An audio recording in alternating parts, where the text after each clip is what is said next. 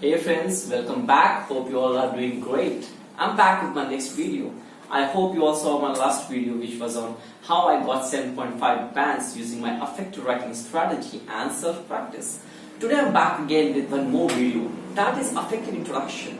I've been training students for a lot of time now, and I see the one basic question that they get stuck is how to introduce themselves. So I thought I'll make a video and I'll write down some tips. How can you give an effective introduction? Now, this question is not only valid when you're going for the IELTS speaking exam. This question is going to come around when you're preparing for a lot of interviews. When you're going to interviews, you can see this question. A lot of people call it as breaking the ice question. Alright, so let's start. Now, how can one give an effective introduction? What ensures the kind of introduction you are giving is really going to impress the examiner? At times, people who give introduction is too small, right? They start and they finish. You cannot even realize they give an introduction. Now, your introduction should not be too long. Then it should not be too small even. Your introduction should be that much amount of time that it tells something about yourself, right? So, I made certain points which you should include in your introduction so that it looks like an effective introduction. Now, what it is? The first point is name. The second is place. Third is education, the fourth is family, and the fifth one is hobbies. Now, let's come to the first place, name. You're supposed to tell your name to the person who's taking your interview. In the IELTS exam, if they don't know your name yet, you're supposed to tell them. If they ask you, if they know your name, better don't repeat it. If they ask you, tell me about yourself. Say like for example, if your name is Brian and they say, hey Brian, tell me something about yourself. So never start like, hi, my name is Brian, because you already know your name. This way you're repeating things. It can look like you have practiced all those things. Things should be dynamic, and you don't need to practice your introduction so much because it is something about you. You should be able to say it easily.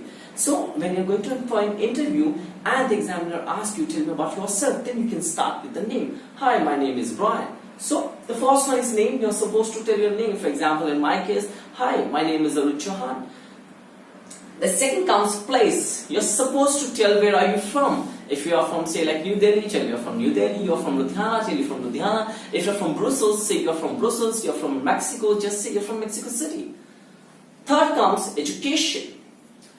Now, this point has a certain add-on, which is a skill set also. Now, if you're being just a student, you just say, where have you done your education from? If you are going for an IELTS exam after +2, you can just say, I've done all my schooling from New Delhi. I've done all my schooling from Mexico City. I've done my high schooling from this place. But if you have, say like you're going after graduation, then you better tell about your graduation too. Like in my case, I've done BTech Honors Computer Science Engineering. So you better tell that. Someone has done, say like MBBS, he can say that I have done MBBS. If someone has done BSc, they can tell I've done BSc. If someone has done MBA, they can say I have done Masters of Business Administration.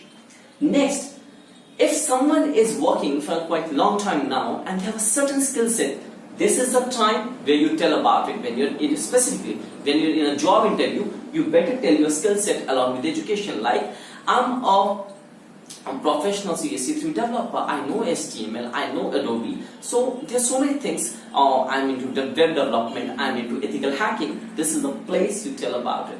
Next comes your family. Now, when it comes about your family, a lot of people just say like my father is working like this, my mother is working like this, or my mother is a housewife. Make it in a better way. Use an adjective and find it. Like I've got a beautiful family, and my father, in my family, my father is this, my mother is this. If you have certain siblings, do tell about them. You don't need to lay emphasis on each and every sibling. You can just say in a generalized manner.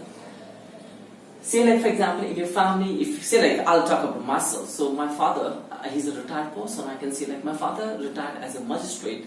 My mother is a homemaker, and all my siblings are married and settled well in their life. Next comes hobbies. Now this is my favorite place because this is one thing I've been seeing for so many years. Students are committing a huge error in this. Now what is it? People just for the sake of impressing the examiner, they just go ahead and say, my hobby is this, my hobby is this. Some say like, I like reading, but when the examiner asks, which is the last period, they don't know anything about it. This is a problem. Some people say randomly, I like listening to music. So when you say listening to music, music is so big. It's such a big industry. But you should be able to at least tell what kind of music you like. You should be knowing which is your favorite song, who sang it. At least that much information is necessary.